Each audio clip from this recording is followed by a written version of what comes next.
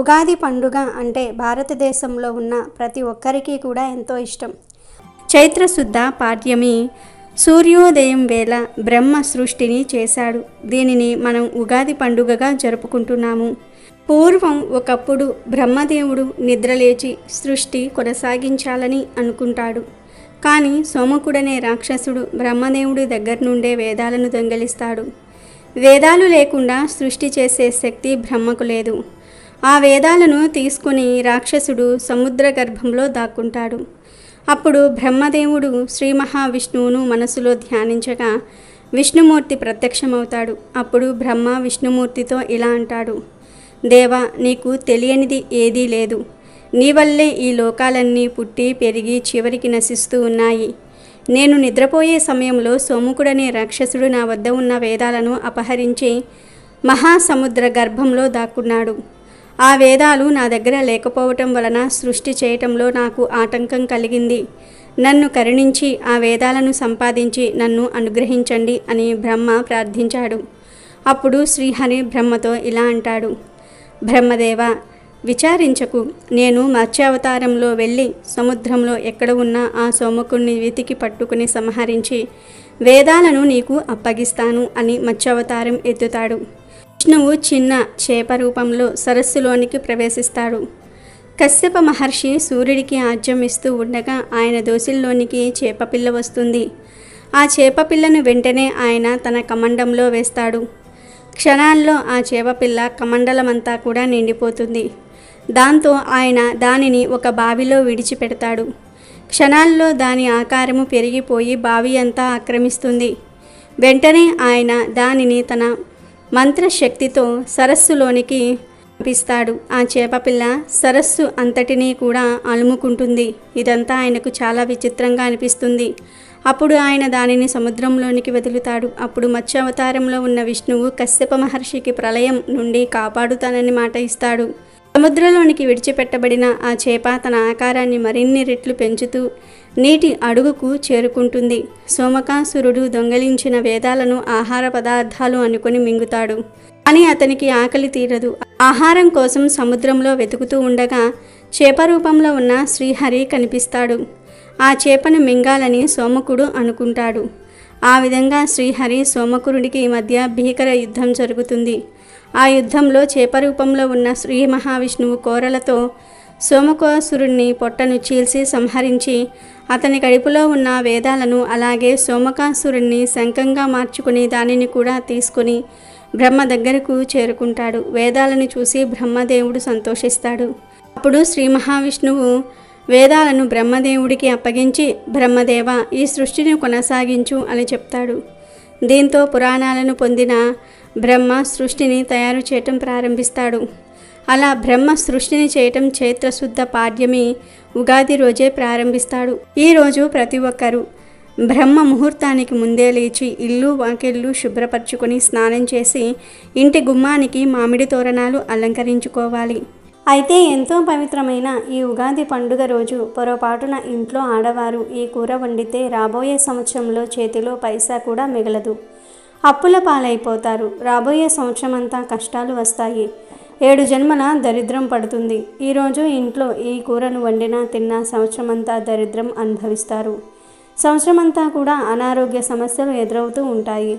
ధనమంతా ఖర్చు అయిపోతుంది. ఆర్థిక కష్టాలు ఎదురవుతాయి. చేతిలో ధనం మిగలదు. అప్పుల పాలైపోతారు. ఒకరి దగ్గర చెయ్యి చాచవలసిన పరిస్థితి వస్తుందని పెద్దలు చెప్తూ ఉన్నారు. అంతేకాదు, తెలియక ఉగాది రోజు ఈ కూర తింటే మహాపాపం తగులుతుంది, ఆయుష్ తగ్గిపోతుందని పురాణాలలో ఉంది. మరి ఉగాది రోజు ఏ కూర తినకూడదు అనే విషయాన్ని ఇప్పుడు మనం ఈ వీడియోలో వివరంగా తెలుసుకుందాము. ఫ్రెండ్స్, ఫస్ట్ అయితే కామెంట్ బాక్స్లో శ్రీమాత్రే నమః అని కామెంట్ చేయండి. అలాగే ఈ వీడియోకి ఒక లైక్ కొట్టి మా ఛానల్ని సబ్స్క్రైబ్ చేసుకోవటం మర్చిపోవద్దు. ఇక ఉగాది రోజు స్నానం చేసే నీటిలో లేత మామిడి ఆకులను నలిపి నీటిలో వేసుకొని లేదా వేప పూలతో కూడిన వేప ఆకులను నీటిలో వేసుకొని లేదా 5 తులసి ఆకులను నీటిలో వేసుకొని స్నానం చేయాలి. ఇలా చేస్తే సకల వ్యాధులు, దరిద్రాలు, దోషాలు ఆ నీటితో పోతాయి. 7 జన్మల దరిద్రం, దోషాలు, పాపాలు పోతాయి. కొత్త సంవత్సరంలో పట్టిందల్లా బంగారమవుతుంది. జన్మ జన్మల పాపాలు పోయి కోటి జన్మల పుణ్యం వస్తుంది. అంతేకాదు ఈరోజు ఇలా స్నానం చేయటం వలన మానసిక ప్రశాంతత కలుగుతుంది. శరీరానికి నూతన శక్తి, ఉత్తేజము, ఉల్లాసము వస్తాయి. సంవత్సరమంతా భోగభాగ్యాలతో జీవిస్తారు. సంవత్సరమంతా మీరు ఏ పని చేసినా విజయాన్ని పొందుతారు. పట్టిందల్లా బంగారం అవుతుంది. ఉగాది రోజు సూర్యోదయానికి పూర్వమే తైలాన్ని ఒళ్ళంతా రాసుకొని లేదా కనీసం తలకు అయినా సరే రాసుకొని 10 నిమిషాల తర్వాత తలంటు స్నానం చేయాలి. ఎందుకంటే ఈరోజు తైలంలో లక్ష్మీదేవి, నీటిలో గంగాదేవి కొలువై ఉంటారు. ఈరోజు ఇలా తైలం రాసుకొని నీటిలో వేప ఆకులతో కూడిన వేప పూలను కానీ, మామిడి ఆకులను కానీ, తులసి ఆకులను కానీ వేసుకొని ఆ నీటితో తలంటు స్నానం చేయటం వలన శరీరం పవిత్రమవుతుంది. కొన్ని రకాల వ్యాధులు రాకుండా ఉంటాయి. కొబ్బరి నూనె లేదా నువ్వుల నూనెను ఈ స్నానానికి వాడవచ్చు. ఈరోజు తైలంతో స్నానం చేయని వారు నరకానికి పోతారని పురాణాలు చెప్తూ ఉన్నాయి. ముఖ్యంగా ఈ ఉగాది పండుగ రోజు ఇంట్లో పొరపాటున కూడా ఈ కూర వండకూడదని, తినకూడదని పెద్దలు చెప్తూ ఉన్నారు. మరి ఆ కూర ఏమిటి అంటే దొండకాయ మరియు గుమ్మడికాయ. ఉగాది రోజు దొండకాయ మరియు గుమ్మడికాయ ఈ 2 కూరలను అస్సలు తినకూడదు. ఇంట్లో ఆడవారు అస్సలు ఈ కూరలను వండకూడదు. వండితే సంవత్సరమంతా ఇంట్లో కష్టాలు ఎదురవుతాయి. రాబోయే సంవత్సరంలో చేతిలో పైసా కూడా మిగలదు. అప్పుల పాలైపోతారు. 7 జన్మల దరిద్రం పడుతుంది. ఇబ్బందులు ఎదురవుతాయి. కాబట్టి ఈ ఉగాది రోజు దొండకాయ మరియు గుమ్మడికాయ కూరలను తినవద్దు. కూరల రూపంలో కావచ్చు, ఫ్రైల రూపంలో కావచ్చు, 65 రూపంలో కావచ్చు, ఏ రూపంలోనూ కూడా ఈ కూరలు తినవద్దు. ఈరోజు కూర రూపంలోనే కాదు, ఏ రూపంలోనూ కూడా దొండకాయ మరియు గుమ్మడికాయలను తినకూడదు. వీటితో పాటు ఈరోజు మాంసాహారం అంటే నాన్ వెజ్ కూడా తినకూడదు. గుడ్లు, మాంసము, చేపలు, రొయ్యలు, సీ ఫుడ్ అంటే పీతలు, నత్తలు, గవ్వలు ఇలా నాన్ వెజ్ ఏమీ కూడా తినకూడదు. సాధారణంగా మన హిందువులు ఏ పండుగకు కూడా నాన్ వెజ్ను తినకూడదు, తినరు కూడా. ఎందుకంటే పండుగలు అంటే పర్వదినాలు, దేవుళ్లకు ఇష్టమైన రోజులు కనుక పర్వదినాలలో ఎప్పుడూ నాన్ వెజ్ తినకూడదు. కనుక ఈరోజు నాన్ వెజ్ ఏమీ తినకూడదు. మాంసము, చేపలు, రొయ్యలు, పీతలు, గుడ్లు ఇవేమీ కూడా ఈరోజు తినకూడదు. కూరల రూపంలోనే కాదు, బిర్యానీలు, చికెన్ 65లు, బర్గర్లు, చికెన్ పకోడీలు, చికెన్ నూడిల్స్ ఇలా ఏ రూపంలోనూ కూడా ఈరోజు నాన్ వెజ్ తినకూడదు. 7 జన్మల దరిద్రం పడుతుంది. దేవతల ఆగ్రహానికి గురి అవుతారు. నరకానికి పోతారు. సంవత్సరమంతా అనారోగ్య సమస్యలు వస్తాయి. మనశ్శాంతి అనేది కరువవుతుంది. పొట్టలో సమస్యలు వచ్చే అవకాశం ఉంది. కనుక ఈ ఉగాది పండుగ రోజు ఎవరూ నాన్ వెజ్ జోలికి పోవద్దు. దొండకాయ మరియు గుమ్మడికాయ నాన్ వెజ్ ఈ 3 కూరలు ఈరోజు తినకూడదు. కాదని తింటే మాత్రం తర్వాత మీరే దరిద్రాన్ని అనుభవిస్తారు. రాబోయే సంవత్సరంలో చేతిలో పైసా కూడా మిగలదు. అప్పుల పాలైపోతారు. రాబోయే సంవత్సరమంతా కష్టాలు వస్తాయి. 7 జన్మల దరిద్రం పడుతుంది. ఈరోజు ఇంట్లో ఈ కూరను వండినా తిన్నా సంవత్సరమంతా దరిద్రం అనుభవిస్తారు. సంవత్సరమంతా అనారోగ్య సమస్యలు ఎదురవుతాయి. ధనమంతా ఖర్చు అయిపోతుంది. ఆర్థిక కష్టాలు ఎదురవుతూ ఉంటాయి. చేతిలో ధనం మిగలదు. అప్పుల పాలైపోతారు. నరకానికి పోతారు. కోరి కష్టాలు తెచ్చుకున్న వారు అవుతారు. భవిష్యత్తులో సమస్యలను ఎదుర్కోవలసి వస్తుంది. కాబట్టి మీరు కూడా ఈ ఉగాది పండుగ రోజు ఈ పదార్థాలు తినకుండా జాగ్రత్తగా ఉండాలి. అయితే ప్రత్యేకంగా ఈ ఉగాది రోజున బియ్యం డబ్బాలో ఇది ఒక్కటి వేస్తే చాలు, రాబోయే కొత్త సంవత్సరంలో ధనానికి లోటు అనేదే రాదు. కష్టాలనేవి మీ దరి చేరవు. మీ జీవితం మారిపోతుంది. బిచ్చగాడు కూడా కోటీశ్వరుడు అయిపోతాడు. ధన ధాన్యాలకు లోటు అనేదే ఉండదు. మీరు మీ జీవితంలో ధనానికి లోటు లేకుండా ఉండడానికి, చక్కగా బ్రతకడానికి, సంవత్సరం అంతా కూడా రాజయోగాన్ని అనుభవించడానికి ఉపయోగపడే పరిహారమే ఈ బియ్యం డబ్బాలో ఈ ఒక్క వస్తువుని వేసే పరిహారం. అంతేకాదు ఈ పరిహారం వలన కొత్త సంవత్సరం మొత్తం కూడా మీరు ధనధాన్యాలకు లోటు లేకుండా చక్కగా ఉండగలుగుతారు. కాబట్టి ఖచ్చితంగా బియ్యం డబ్బాలో ఉగాది రోజు ఇది ఒక్కటి వేసుకోండి. ఇలా గనుక మీరు వేసుకున్నట్లయితే చాలా అద్భుతమైన ఫలితం వస్తుంది. అద్భుతమైన రిజల్ట్ వస్తుంది. అన్నపూర్ణాదేవి సిరి సంపదలతో మీకు చక్కటి యోగాన్ని కలిగిస్తుంది. మీ జీవితం మారిపోతుంది. తిండికి బట్టకు అస్సలు లోటు ఉండదు. అనేక రకాల సమస్యల నుంచి కూడా మీరు బయటపడతారు. కాబట్టి ఖచ్చితంగా బియ్యం డబ్బాలో ఈ యొక్క వస్తువును పెట్టండి. అసలు ఉగాది రోజు బియ్యం డబ్బాలో ఏం పెట్టాలో ఇప్పుడు మనం ఈ వీడియోలో వివరంగా తెలుసుకుందాం. ఫ్రెండ్స్, ఈ వీడియో చూసే ముందు జై శ్రీరామ్ అని ఒక చిన్న కామెంట్ చేయండి. అలాగే ఈ వీడియోకి ఒక లైక్ కొట్టి మా ఛానల్ని కూడా సబ్స్క్రైబ్ చేసుకోవటం మర్చిపోవద్దు. బియ్యం అంటేనే చాలా పవిత్రమైనవి. బియ్యం ఉంటేనే మన ఇంట్లో అందరం కడుపు నిండా అన్నం తినగలుగుతాము. అవే బియ్యం లేకపోతే మన జీవితం అతలాకుతలమైపోతుంది. మానవునికి తిండి ముఖ్యం. డబ్బు సంపాదించాలంటే మానవుడు బలంగా ఉంటేనే కదా మనం డబ్బును సంపాదించుకోగలుగుతాము. అలానే కాకుండా లక్ష్మీదేవికి కూడా బియ్యం అంటే చాలా ఇష్టం. కాబట్టి ఖచ్చితంగా మీ ఇంటి బియ్యం డబ్బాలో ఇది ఒక్కటి వేయండి. అలా వేసుకున్నట్లయితే చాలా మంచి రిజల్ట్ అనేది వస్తుంది. చాలా అద్భుతమైన ఫలితాలను కూడా మనం చూడగలుగుతామని మనకు పండితులు చెప్పటం జరుగుతుంది. ఎందుకంటే ఈ ఉగాది రోజు మనకు కొత్త సంవత్సరం ప్రారంభమవుతుంది కాబట్టి సంవత్సరం పొడుగునా కూడా తిండికి, బట్టకు, అన్నానికి, ధనానికి లోటు రాకూడదు. అంటే ఖచ్చితంగా బియ్యం డబ్బాలో ఈ వస్తువులు వేయాలి. మన పూర్వకాలంలో మన పూర్వీకులు బియ్యం డబ్బాలో ఈ వస్తువులను దాచి ఉంచేవారు. అలా ఉంచినట్లయితే వారికి మంచి శుభ ఫలితాలు వస్తాయని, సంవత్సరం పొడుగునా కూడా చక్కగా ఉంటుందని, ఆయురారోగ్యాలతో వారు ఉండగలుగుతారని, అంటే అన్నానికి ముఖ్యంగా లోటు రాదని ఒక నమ్మకం అప్పటి నుంచి వారిలో ఉండేది. అంటే నార్మల్గా ఇలాంటి తిదివార నక్షత్రాలు కలిసి వచ్చినప్పుడు బియ్యం డబ్బాలో ఈ వస్తువును పెట్టుకోవటం వల్ల మంచి జరుగుతుంది.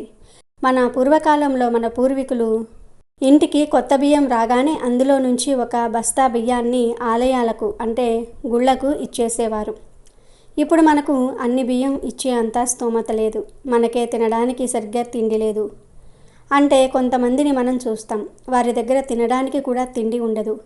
తినడానికి ఉన్న బస్తాలు బస్తాల బియ్యం దానం చేసే స్తోమత ఉండదు. ధనం లేకపోతే ఇబ్బంది పడిపోతూ ఉంటారు. అలా స్తోమత లేని వారు ఇంటికి పేదవారు వచ్చినప్పుడు వారికి కొన్ని బియ్యాన్ని దానం చేయాలి. అంటే ఓ కిలోల కొద్దీ దానం చేయకుండా ఒక పావు సేరు బియ్యం కానీ, లేదంటే 2 గుప్పెళ్ళ బియ్యం కానీ, ఒక దోసెడు బియ్యాన్ని కానీ దానం చేస్తే మనకు మంచి ఫలితం వస్తుంది. అలాగే ఎప్పుడైనా సరే బియ్యం ఇంటికి తెచ్చుకోగానే అందులో నుంచి కొంచెం బియ్యాన్ని తీసి ఆ బియ్యంతో ఇష్టదైవానికి పరమాన్నం కానీ, అన్నంతో చేసిన నైవేద్యం కానీ వండి నివేదన పెట్టాలి. అలా పెడితే ఆ భగవంతుడి ఆశీస్సులతో పాటు అమ్మవారి యొక్క అనుగ్రహం, దేవుళ్ళ యొక్క అనుగ్రహం మనతో ఉంటుంది. సంవత్సరం పొడుగునా కూడా మనకు చక్కటి యోగం అనేది కలగడానికి అవకాశం ఉంటుంది. అలానే బియ్యాన్ని ఎప్పుడూ కూడా ప్లాస్టిక్ డబ్బాలో పోసి పెట్టుకోకూడదు. బియ్యాన్ని స్టీల్ డబ్బాలో మాత్రమే పోసి పెట్టుకోవాలి. బియ్యం సంచిలో తెచ్చుకుంటే అలాగే ఆ బస్తాలో బియ్యాన్ని ఉంచుకోవచ్చు, కానీ ప్లాస్టిక్ డబ్బాలో మాత్రం పోసుకోకండి. బియ్యం అనేవి నార్మల్గా అందరి ఇళ్లల్లో ఉంటాయి.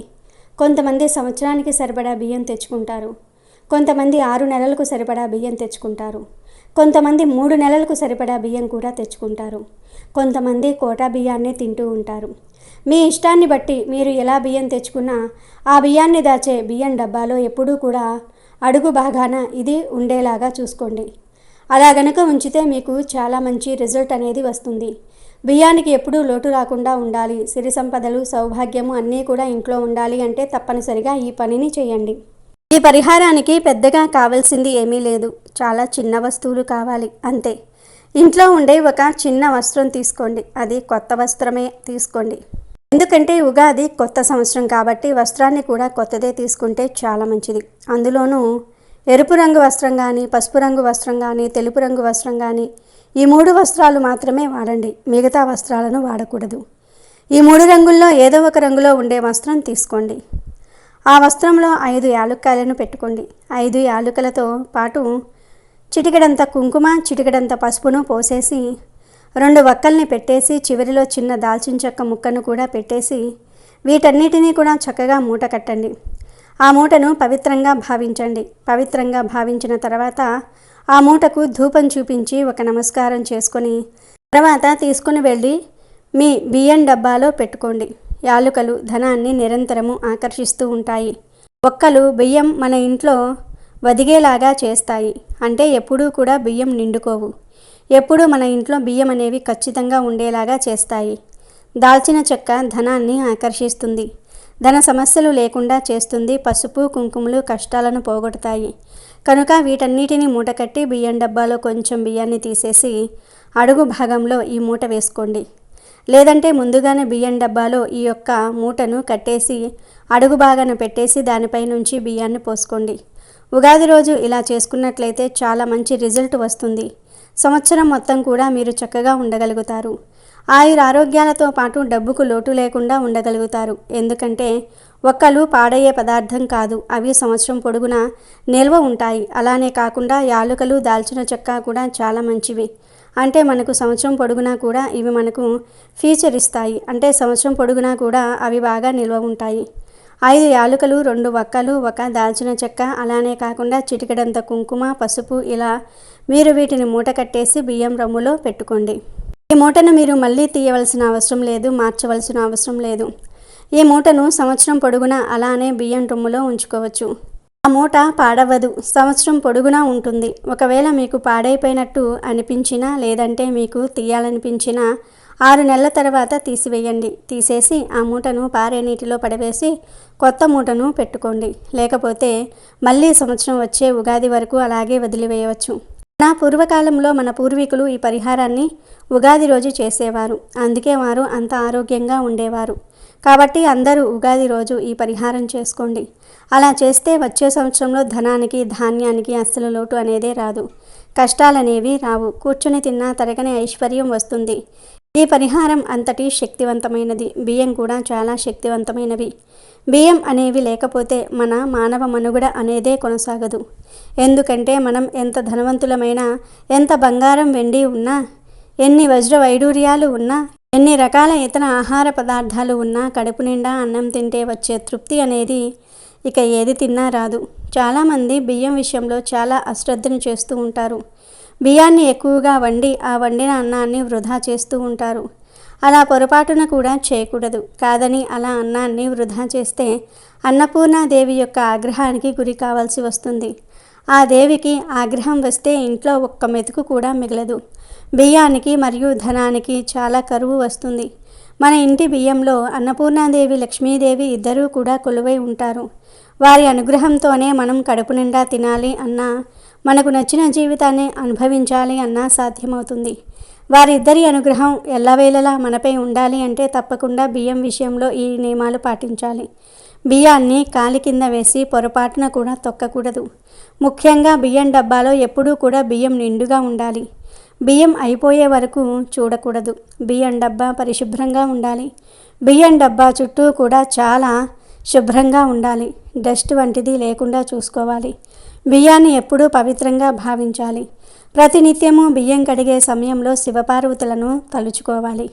బియ్యం అనేవి చాలా పవిత్రమైనటువంటివి కనుక బియ్యాన్ని, బియ్యం రొమ్ములను, బియ్యం బస్తాలను ఎప్పుడూ కూడా నైరుతి దిక్కులో పెట్టుకోవాలి.